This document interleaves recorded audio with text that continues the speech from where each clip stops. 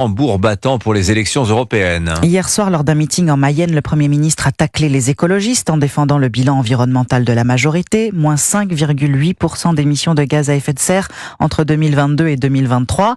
Ce soir, c'est la droite lepéniste qu'il va tenter de bousculer lors d'un débat face à Jordan Bardella.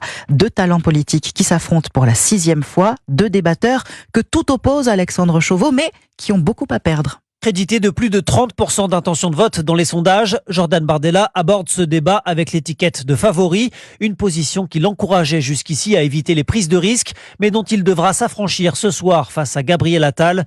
Aguerri au débat télévisé, le duel face au Premier ministre représente néanmoins une épreuve de taille. Il lui confère une certaine envergure, mais pourrait également le renvoyer au statut d'éternel opposant.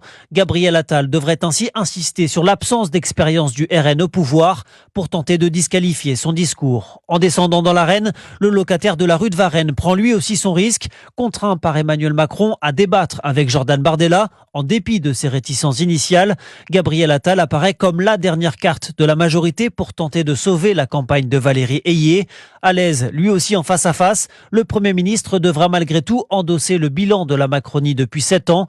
Une position difficile à assumer, car en cas de déroute le 9 juin prochain, le chef de la majorité sera lui aussi comptable du résultat. Alexandre Chauveau du service politique d'Europe 1. Et hier soir, l'événement politique, c'était sur Europe 1 et CNews. Manon Aubry face à nos deux rédactions. La tête de liste de la France Insoumise a notamment réagi à la reconnaissance de l'État palestinien par 3 pays européens.